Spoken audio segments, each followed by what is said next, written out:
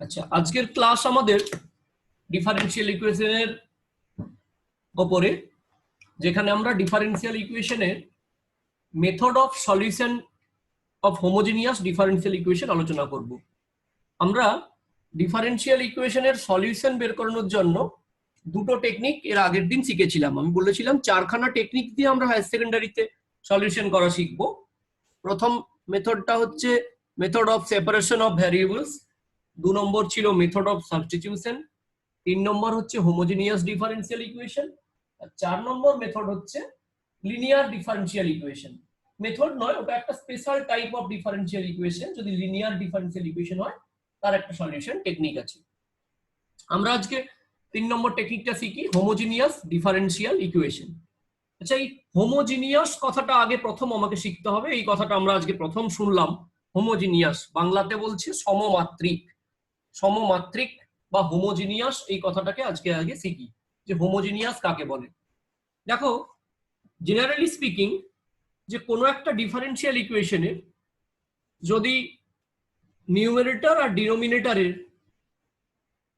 Degree same হয় তাহলে সেই ইকুয়েশনকে হোমোজিনিয়াস ইকুয়েশন বলে। কিন্তু হোমোজিনিয়াস ইকুয়েশনের ডেফিনেশন হচ্ছে, ধরো কোনো একটা ফাংশন এরকম আছে, এফ এফ একটা function, this is suppose function of X into Y. তো ধরো এইরকম একটা ফাংশন আমি এরকম লিখছি, একে আমি এরকম লিখলাম 3x প্লাস 4y, y লিখলাম দেখো x মাইনাস ওয়াই। তো this is a function in two variables x and y। এবার দেখো এই ফাংশনটাকে আমি এরকম করে লিখতে পারি, x দিয়ে যদি ডিভাইড করি 3 plus 4 into Y by X, নিচে লিখলাম 1 মাইনাস ওয়াই বাই এক্স। তার মানে this function is converted into a function of Y by X. Y by X term involve আছে, এই ধরনের ফাংশনে এটা কনভার্ট হয়ে গেল। তো আইডিয়াটাও এইরকম, ডেফিনেশনটা, যে যদি কোনো ডিফারেন্সিয়াল ইকুয়েশন ডিওয়াই ডিএক্স এরকম দেখতে হয় যে সে function of Y by x, আর কোনো ডিফারেন্সিয়াল ইকুয়েশনকে তুমি এরকম দেখতে পেলে যে dy dx equal to function of x by y, তাহলে ওই ধরনের ডিফারেন্সিয়াল ইকুয়েশনকে আমরা বলবো হোমোজিনিয়াস ডিফারেন্সিয়াল ইকুয়েশন। ঠিক আছে, এখন হোমোজিনিয়াস ফাংশন নিয়ে আরেকটু আলোচনা করি, যে কোন ফাংশনকে হোমোজিনিয়াস বলবো আর কাকে হোমোজিনিয়াস বলবো না কি করে বুঝবো। তার মানে হয় ফাংশনটাকে ওয়াই বাই এক্স এর ফাংশন, না হলে ফাংশনটাকে এক্স বাই ওয়াই এর ফাংশনে যদি এক্সপ্রেস করা যায় তাদেরকে আমরা বলছি হোমোজিনিয়াস ফাংশন। আচ্ছা, হোমোজিনিয়াস ফাংশন হতে হলে বলছি নিউমেরেটর ডিনোমিনেটরের ডিগ্রি সেম হতে হবে। তাহলে আমি কতগুলো এক্সাম্পল নিয়ে দেখি যে এই ধরনের ফাংশনগুলো হোমোজিনিয়াস কি হোমোজিনিয়াস নয়। যেমন ধরো একটা কেউ আমাকে ফাংশন বলেছে, যেরকম নর্মালি আমরা ফাংশন দেখি যে X cube plus Y cube by, ধরো নিচে বলা আছে এক্স স্কোয়ার ওয়াই। দেখো আমি যদি এক্স কিউব দিয়ে ডিভাইড করে দিই নিউমেরেটর ডিনোমিনেটর দুজনকেই, তাহলে ওপরটা দেখতে হবে 1 plus y by x whole cube, আর নিচে হচ্ছে দেখো y by x. Dividing numerator and denominator by x cube। x cube দিয়ে যদি নিউমেরেটর ডিনোমিনেটর দুজনকে ডিভাইড করে দিই, দেখো তাহলে এই যে ফাংশনটা কি রকম ফর্মে দেখতে হচ্ছে, function of y by x। আবার এই ফাংশনটাকেই কেউ যদি এরকম করতো যে x কিউব দিয়ে ডিভাইড না করে y কিউব দিয়ে নিউমেরেটর ডিনোমিনেটরকে ডিভাইড করতো, তাহলে কি হতো, তাহলে তার হতো দেখো x বাই ওয়াই এর হোল কিউব প্লাস 1 বাই, এই ফাংশনটাকে লিখতে পারতো সে x বাই ওয়াই। একই কথা, dividing numerator denominator by y cube. তাহলে দেখো এই ফাংশনটা এক্সপ্রেস করা যাচ্ছে function of x by Y.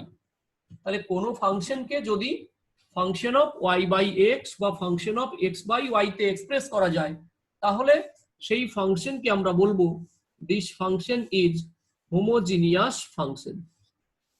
Homogeneous function. ডিনোমিনেটরটা হোল স্কয়ার হবে একটা, ডিনোমিনেটরটা ওয়াই কিউব দিয়ে ডিভাইড করেছি না, হ্যাঁ x by y whole square হবে একটা, right, x by y whole square হবে। তো স্টিল লিখলি যে function of x by y, আমি এক্স বাই ওয়াই কে টি ধরে নিয়ে এটাকে টি কিউব প্লাস 1/t² বলছি।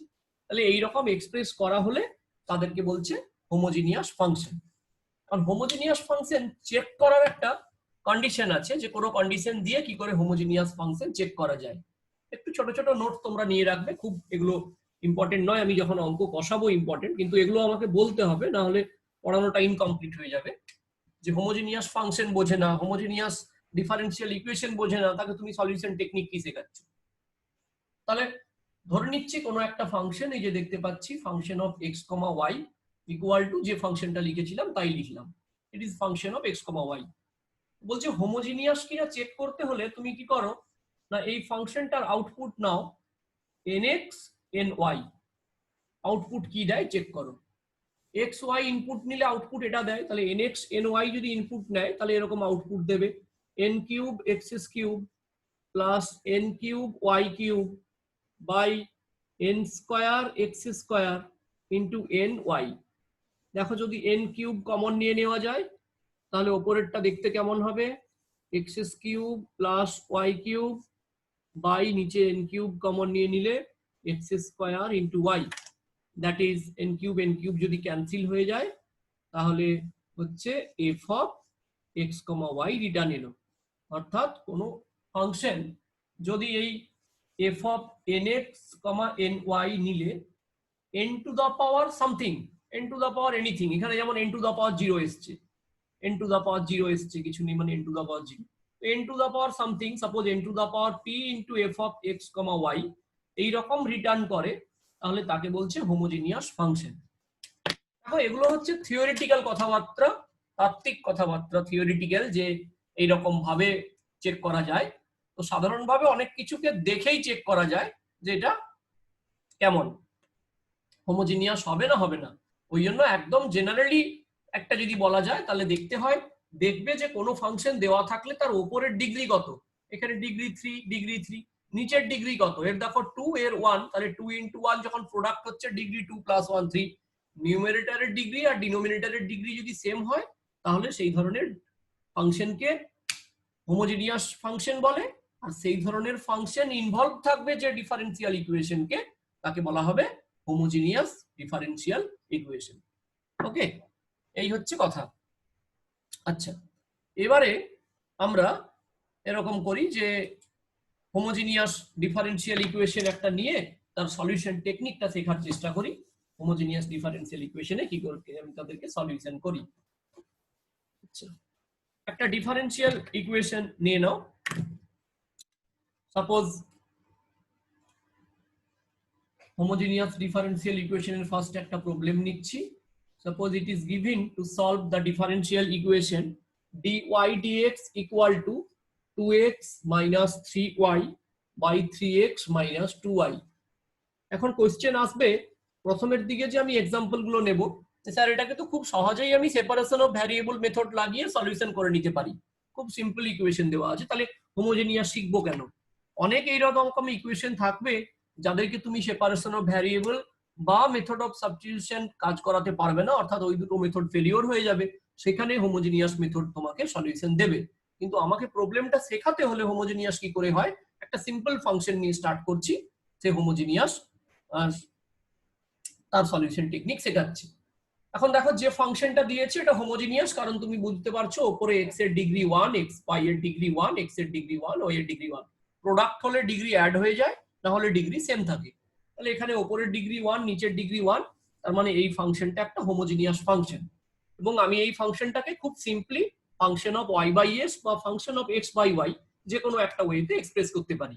আমি যদি x দিয়ে ডিনোমিনেটর আর নিউমারেটর দুজনকেই ডিভাইড করে দিই তাহলে দেখো ফাংশনটা এরকম দেখতে হয়ে যাবে 2 minus y into y by x, নিচে দেখতে হবে 3 minus 2 into y by x, dividing numerator denominator by x।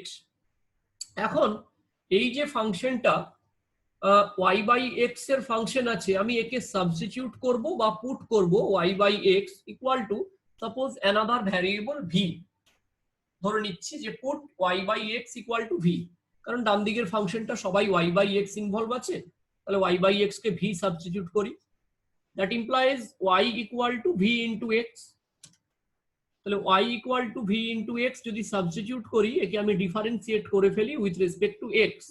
যেহেতু লেফট হ্যান্ড সাইডে dy dx আছে, আমি এটা আনতে চাই, তাহলে এটাকে আমি 1 নম্বর ইকুয়েশন বলে রেখে দেব। Differentiate with respect to x, y এর ডিফারেন্সিয়েশন করলে এখানে হবে dy dx, এখানে u into v form, v constant থাকলো, x এর ডিফারেন্সিয়েশন 1 প্লাস x কনস্ট্যান্ট থাকবে, v এর differentiation with respect to x হবে dv dx। তাহলে এই ভ্যালুটা এখন আমি 1 নম্বর ইকুয়েশনে বসিয়ে দেব। তাহলে আমি লিখবো ফ্রম 1 dy dx এর ভ্যালুটা লিখে দিই, v plus x into dv dx equal two 2 minus 3 into, দেখো ওটা v পাই বাই x টা, বাই 3 মাইনাস 2 ইন্টু v। তোমরা আমার সঙ্গে করতে থাকো। তাহলে আমি x ইন্টু dv dx এটা কি পেলাম, 2 minus 3 into v by 3 minus 2 into v minus v, plus ভিটা ওদিকে গেছে, মাইনাস v হয়ে গেছে। That implies x into dv dx equal to, LCM করলে দেখো কত হচ্ছে, 3 মাইনাস 2v, আর উপরে দেখো 2 মাইনাস 3v, মাইনাস যদি মাল্টিপ্লাই করি তাহলে minus 3v minus minus plus 2v square, এই দেখতে পাচ্ছি। এখন দেখো এই dv এর কাছে এটা যাবে, মানে এই 3 মাইনাস 2v এখানে যাচ্ছে, নিচে দেখতে পাচ্ছি আমি দেখো 2v square minus 6v plus 2 into dv equal two দেখো dx বাই x। কি কাজটা করলাম এখানে একটু দেখে নাও, এই ডান দিকের ফাংশনটা পুরোটাই v ইনভলভ আছে, তাহলে সে তার বন্ধু dv এর কাছে চলে যাবে, আর dx তার x কে নিয়ে আলাদা থাকবে। তাহলে এটা যখন লেফট হ্যান্ড সাইডে যাবে, ডিনোমিনেটর নিউমারেটর হবে, নিউমারেটরটা ডিনোমিনেটর হয়েছে, এখানে শুধু অ্যাড করে নিয়েছি 2v square minus 6v plus 2, আর এখানে dx টা ওদিকে চলে গেছে, dx টা নিচে এসেছে। তুমি ক্রস মাল্টিপ্লাই করে দেখে নাও আমি কোনো ভুল করিনি। আচ্ছা, এইবারে এই ফাংশনটাকে আমাকে কি করতে হবে, ডিফারেন্সিয়েশন করতে হবে এই ফাংশনকে। এই ফাংশনকে ডিফারেন্সিয়েশন করার জন্য কি করব দেখো, এখানে একটা কাজ আমি করতে পারতাম, এই 2 যদি আমি একটু কমন নিয়ে নিতাম একটু সুবিধে হতো।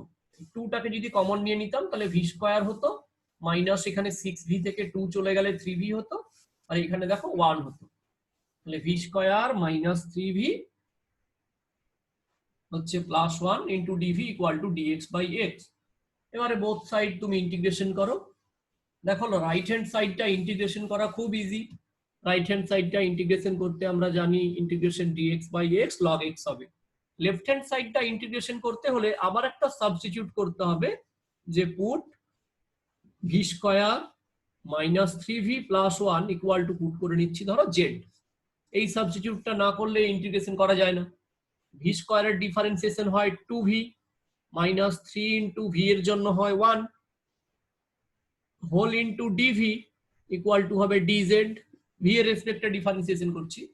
তাহলে এই দেখো এই উপরে আছে 3 মাইনাস 2v, তুমি দেখতে পাচ্ছ 2v মাইনাস v, তাহলে 3 মাইনাস 2v আনতে হলে তুমি একটা মাইনাস dz দিয়ে দাও না, মাইনাস বাইরে দিয়ে দাও, এটাকে dz বলো, আর নিচে দেখতে পাচ্ছ dz বাই z, তাহলে মাইনাস হাফ বাইরে বের করে দাও। এই 2 কনস্ট্যান্ট এ বাইরে বেরিয়ে যাবে, তার আগে একটা শুধু মাইনাস হয়ে গেল। কেন এই মাইনাসটা হলো না, 2v মাইনাস 3dv বেরিয়েছে, তোমার আছে 3 মাইনাস 2v, একটা মাইনাস কমন নিয়ে নিলেই অ্যাডজাস্ট হয়ে গেছে, ইকুয়াল টু রাইট হ্যান্ড সাইডে তুমি বের করেই রেখেছিলে log x। এখন দেখো তার মানে মাইনাস হাফ যদি আমি এখানে নিই, তাহলে মাইনাস হাফ ইন্টু এরকম হচ্ছে dz বাই z কে বলে log of mod z, log of mod z equal to log x। এখন সবাইকে যখন তুমি দেখছো যে log এর ইনভলভ আছে, তাহলে এখানেও এটা তুমি প্লাস করে দিতে পারতে, এটা প্লাস করে পাঁচটা মাইনাস করে দিলাম, এটা মাইনাস log x, সবাই কনস্ট্যান্ট আছে তো কনস্ট্যান্টটাকেও লগারিদম নিয়ে নাও log c। তাহলে দেখো এই হাফটা একটা ঝামেলা করছে না, একটা হাফ আছে, হাফ থাকুক, অসুবিধা কিছু নেই, আমি 2 দিয়ে মাল্টিপ্লাই করে দিই। তার মানে এরকম হচ্ছে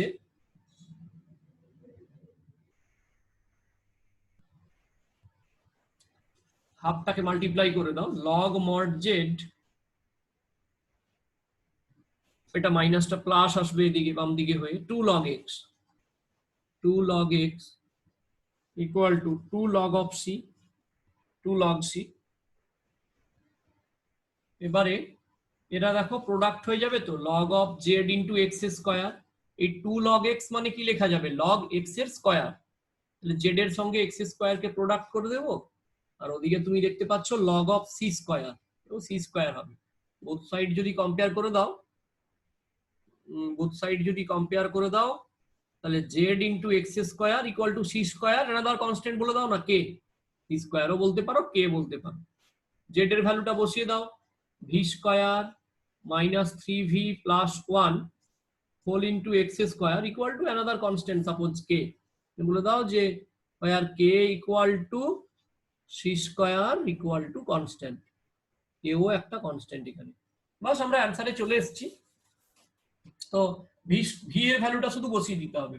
ভি মানে কি ধরেছিল, y বাই এক্স, তাহলে ভি স্কোয়ার মানে y by x square minus 3 into y by x plus 1 whole into x square equal to k, x square multiply করে দাও, y square minus 3xy plus x square equal to k, which is the required solution, stamp দিয়ে দাও, which is the required solution of the given differential equation। বলো, খুব কঠিন মনে হলো কি সলিউশনটা করার জন্য? বোঝা গেছে, অঙ্কটা বোঝা গেছে? হ্যাঁ হ্যাঁ স্যার। স্যার বোঝা গেছে। হ্যাঁ স্যার বোঝা গেছে। ঠিক আছে, প্রথম অঙ্কটা একটু বড় নিয়ে স্টার্ট করা হয়ে গেছে, এর পরের গুলো সহজ করছি না, পরের অঙ্কগুলো করছি, সহজ হবে।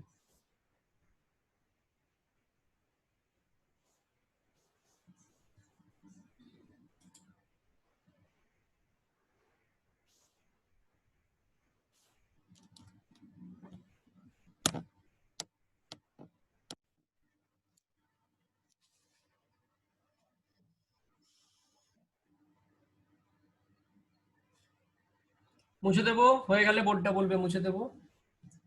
হ্যাঁ স্যার হয়ে গেছে। মুছে দিন স্যার। হ্যাঁ।